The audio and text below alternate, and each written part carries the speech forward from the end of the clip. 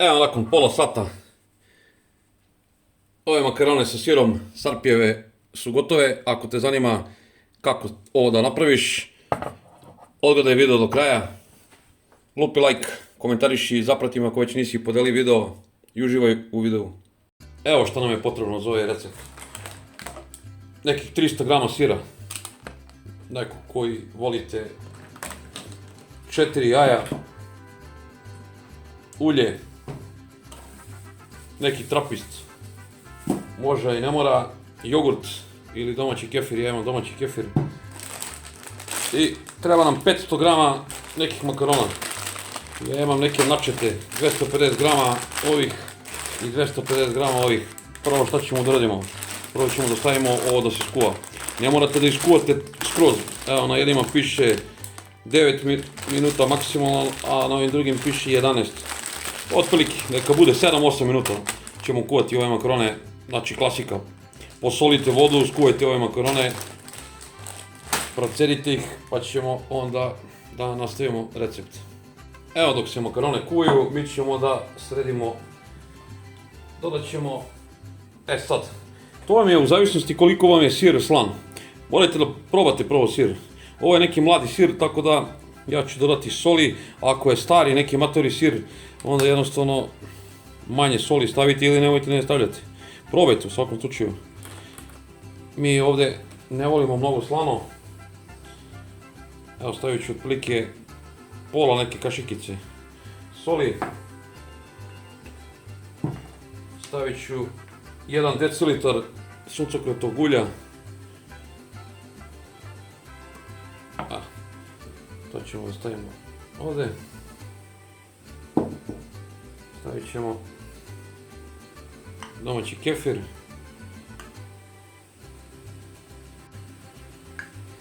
Stavit ćemo 400 ml kefira. I sada ćemo to sve da sjedinimo. Da iznječimo ovaj sir. Malo smo mogli ova jaja prvo da umutimo, ali dobro. Nije ovaj sir tvrd. Tako da ću ja to sad sve da sjedinim. Evo kada smo sjedinili ovo sve i lepo izmrvili sir, sada ćemo da pouljemo ovu vatrostalnu posudu. Makarone su pri kraju, možda sam stavio malo više ulja slučajno, ali nema veze. I to treba malo masnije da bude, ne treba da bude suvo. Ok. Sad ćemo da procedimo. Dok se još ne završi makarone, sad ćemo da uzmemo neki trapist, kačkavalja, damer, zavisi šta imate. To nije obavezno. To ćemo pri kraju pečenja da dodamo. Pošto meni je ostalo neki, bukvalno, kad sam pravio picu, ostalo mi je, pa rekao da se utroši, da se ne suši u frižideru i propada. Ja ću ovako narendati malo i to ćemo bukvalno pri samom kraju pečenja da pospemo odozgo. Uključite rernu na 200 stepeni. Sad, zavisnosti od jačine rerne nema pravila.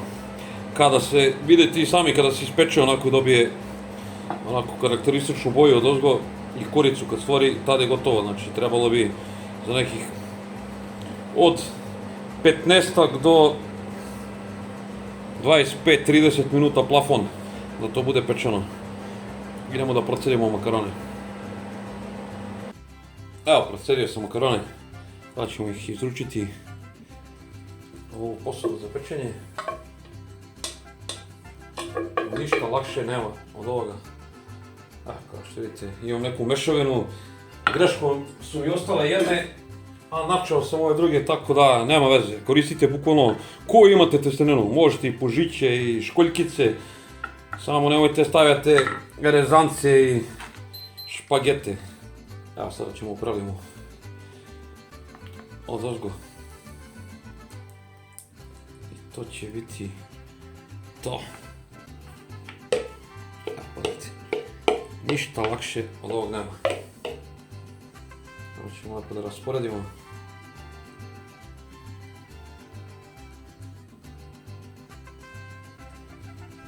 Kao što vidite, to će sad da ide u rernu na pečenje. A ovaj sir što smo pripremili, to će pri kraju odozgo da nabacimo. Sad ide ovo u rernu na 200 stepeni na nekih 20 minuta otprilike. Evo, nakon 25 minuta pogledajte kako izgleda. Sad ćemo da stavimo onog sira što smo narendali. Pa ćemo da vratimo na još jedno 5 minuta da se malo istopi.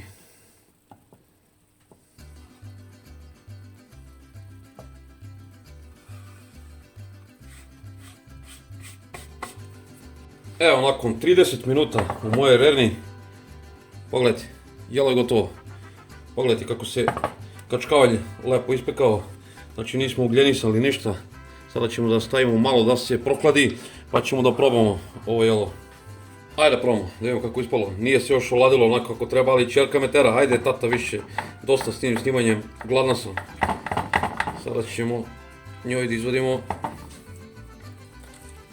da vidite kako je ispalo. Ovako ću malo to da prosječem.